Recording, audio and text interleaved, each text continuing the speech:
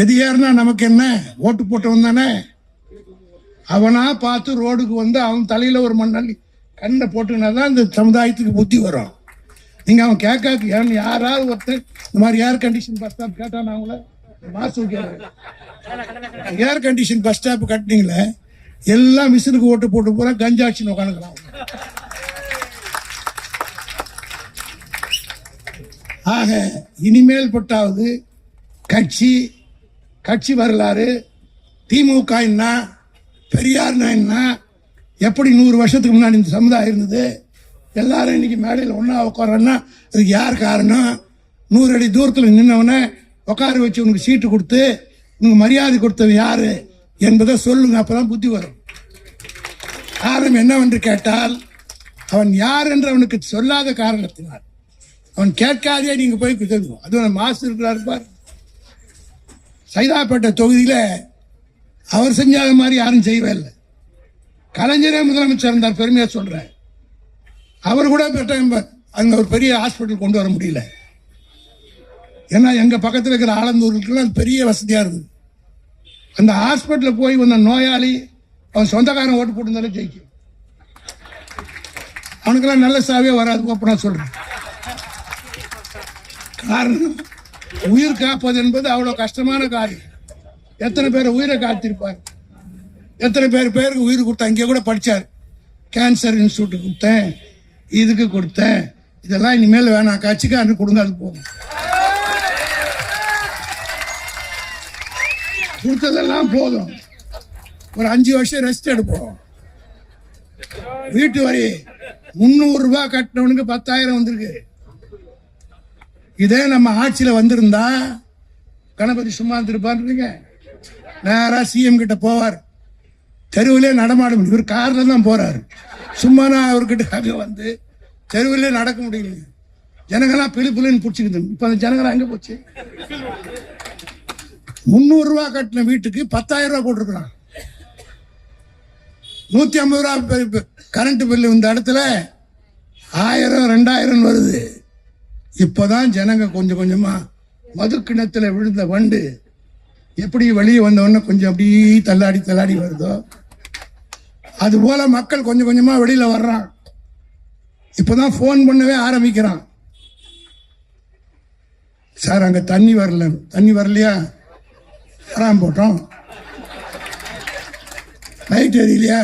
இன்னும் 2 ஃபியூஸை போடுங்க.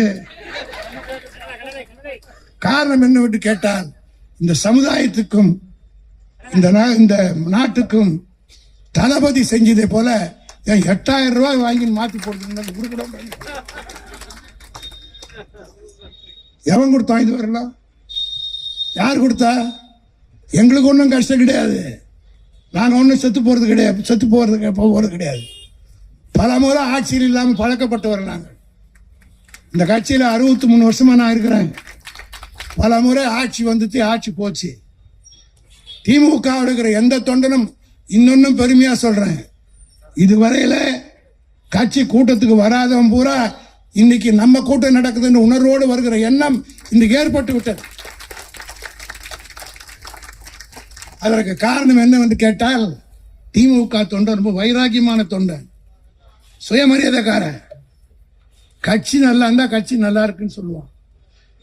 கட்சிக்கு சோதனை வந்து விட்டால் களத்தில் இறங்கி நிற்கக்கூடிய முதலாளாக நிற்கக்கூடியவன் திமுக தொண்டன் என்பதை, அதனால்தான் 76 வருஷம் இந்த கட்சியை எவனாலும் தொட்டு கூட பார்க்க முடியவில்லை. பண்டிதர் நேரு இந்த கட்சியை தடை பண்ண நினைத்தார். ஏன்னா இப்போ அதெல்லாம் பேசலாம், காங்கிரஸ்காரன் கூட்டத்தில் சேர்ந்து இழவு எடுக்க வச்சு எதையுமே பேசலாம். எமர்ஜென்சி பத்தியும் பேச முடியாது, விசாவையும் பத்தி பேச முடியாது. காரணம் ஒருத்த எவனா உட்காந்து இருப்பான் அந்த மூலையில. இப்ப ஃப்ரீ ஆகி போச்சு, எவனும் கிடையாது, எல்லாம் லீஸுக்கு எடுத்துன்னு போட்டான். சில பேர் நம்ம கூட ஜெயிச்சுட்டு வந்த கட்சி என்ன, ஒரு பத்திரிகையாளர் கேட்டார், ஒரு பிரஸ்கார் கேட்டார், கூட கூட்டணியில் இருக்கவங்களாம் போயிட்டாங்க. ஆமாங்க, லீஸுக்கு எடுத்துட்டு போயிருக்கிறாங்க. அது 11 மாசம் லீஸா 22 மாசம் லீஸா? ஆக லீஸுக்கு எடுக்கிறவங்க வேற, ஓனர்ஷிப் வேற. ஓனர் நாங்க தான், லீஸ் அவங்ககிட்ட இருக்கு. ஆகவே அந்த பண்டித நேரு என்ன சொன்னார் தெரியுமா? I will back the DMK to whichever nation it wants என்று சொன்னார். அது மட்டுமல்ல, 1962 50 இடம் ஜெயிச்ச உடனே இதெல்லாம் திமுகவில் இருக்க இளைஞர்கள் புரிஞ்சுக்கணும். திமுகவை தடை செய்வதற்காகவே ஒரு சட்டத்தை கொண்டு வந்தார். நேரு தெரியுமா? 15 இடம் தான் 50 ஆன உடனே இதே தமிழ்நாட்டை சார்ந்த சிபி ராமசாஹிப் ஐயங்கார் என்கிறவருடைய தலைமையில் நேஷனல் இன்டகிரேஷன் கவுன்சில் ஒன்று ஏற்படுத்தி திமுகவை தடை. அப்போ திராவிட நாடு கொள்கை நமக்கு இருந்தது. திராவிட நாடு கேட்டோம். என்ன பண்ணார் தெரியுமா நேரு? இனிமேல் நான் பிரிவினை நாடு கேட்டால் 7 வருடம் தண்டனை என்று திமுகவுக்காகவே சட்டத்தை கொண்டு வந்தவர் நேரு. அந்த நேருவே மீறி வெற்றி பெற்ற கட்சி திராவிட முன்னேற்ற கழகம் என்று கூடாது. அவர் பெற்ற மகளுக்கு 69 ஆபத்து வந்த போது கை கொடுத்து காப்பாற்றிய தலைவன் தான் தலைவர் கலைஞர் என்பதை மறந்து விடக்கூடாது. ஆக எவனோ வருவான், யார் யாரோ கட்சி ஆரம்பிப்பான். தயவு செய்து நாம் அதை பற்றி கலங்க வேண்டிய அவசியம் இல்லை. நம்முடைய பணி, நம்முடைய தலைவர் அவர்கள் இன்றைக்கு வகுத்து கொடுத்திருக்கிற பாதையில் நாம் செல்வோமையானால், இப்போதான் கொஞ்சம் கொஞ்சமா கிராமத்தில் இருக்கிறவன் நமக்கு ஓட்டு போடாதவெல்லாம் நேரடியாக வந்து மக்கள் மத்தியில் இன்றைக்கு பேச ஆரம்பிச்சிட்டாங்க. ஒரு எம்எல்ஏ அடிக்கிற கூத்து கொஞ்சம் நஞ்சமா. ஒரு எம்எல்ஏ போய் லாரி டயரை செக் பண்றான், டயர் தேஞ்சு போயிடுச்சுன்றான். அந்த கிளீனர் நல்லா சார், அவன் மூஞ்சி தான் சார் தேஞ்சு போய்க்குது, அதுக்கு நான் என்ன சார் பண்ணேன்? டயர் தேஞ்சா நான் என்ன பண்ண முடியும்? அது ரேஷன் அரிசி போகிற வண்டி, ரேஷன் அரிசி செக் பண்ணால் பரவாயில்ல. என்னடான்னு கேட்டால் இவர் டிரைவிங் லைசன்ஸ் வச்சுருக்காராம். டிரைவிங் லைசன்ஸ் வைக்க ஸ்டேரிங்கை பிடிக்கணும்.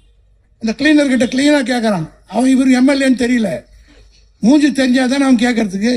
ஓ நீ என்ன டயரை பார்த்து டயர் சரியில்லைன்ற, உன் மூஞ்சி கொடுத்தா சரி, அதுக்கு நான் என்ன பண்ணுறதுன்னு கேட்டான். அதுக்கப்புறம் தான் இவர் சொல்கிறார் நான் எம்எல்ஏ. ஆக சட்டமன்றத்தில் மந்திரிகள் உட்காந்து தமிழும் பேச தெரியல, இங்கிலீஷும் பேச தெரியல, எவன் என்ன பாஷையில் பேசுகிறானே தெரியல, கூத்தடிக்கிறாங்க ஒரு மந்திரியும். ஆக இன்னைக்கு ஒரு சட்டமன்றமாகவே இல்லை.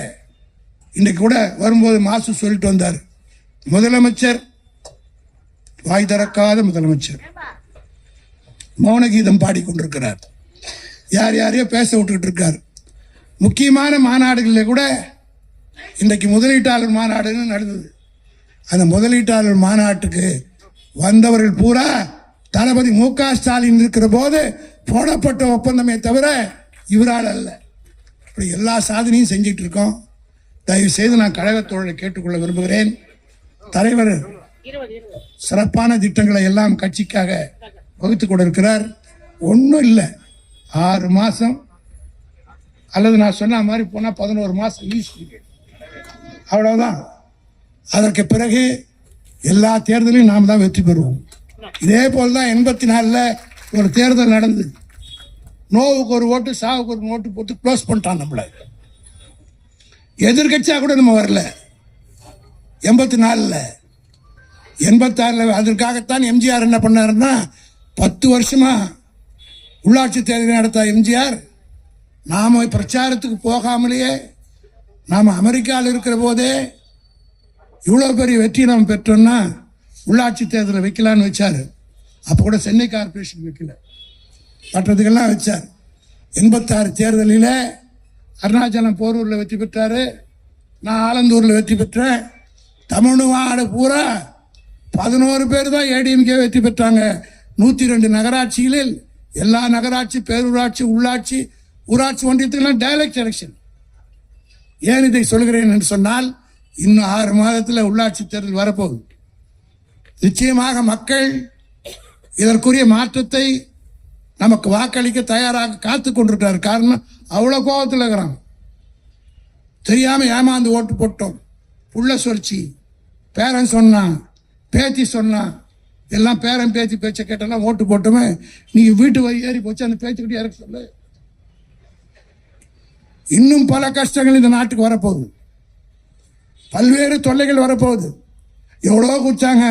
அண்ணா யூனிவர்சிட்டியில் ஒரு சம்பவம் நடந்தது. 85 நாளில் வழக்கை முடித்து தண்டனை வாங்கி கொடுத்த தலைவர் தளபதி மு.க. ஸ்டாலின். இன்னைக்கு இவங்க ஆட்சியில் இவங்க வந்து 100 நாளாவது ஸ்ரீவைகுண்டத்துக்கு பக்கத்தில் சம்பவம் நடந்து ஏறத்தாழ 80-90 நாள் ஆகுது. இன்னும் எஃப்ஐஆரே போடல, இன்னும் கேஸே ஆரம்பிக்கல. ஆனால் எங்கள் தலைவர் 85 நாள்லேயே வழக்கை முடிச்சு தண்டனை வாங்கி கொடுத்து, லைஃப் தண்டனை வாங்கி கொடுத்த தலைவர் தளபதி. இப்படி எல்லாத்தையும் செஞ்சோம். ஆனால் மக்கள் உணர்வார்கள்.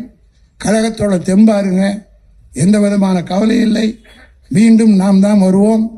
தலைவர் அதற்குரிய கலைஞர் அவர்கள் காட்டிய வழியில் இந்த கட்சியை தளபதி நடத்தி கொண்டிருக்கிறார். அவருக்கு உறுதுணையாக நாம் எல்லாம் இருப்போம் என்ற உறுதிமொழியை இந்த நினைவு நாள் எடுத்துக்கொள்வோம் என்று சொல்லி என் உரையை நிறைவு செய்கிறேன். நன்றி, வணக்கம்.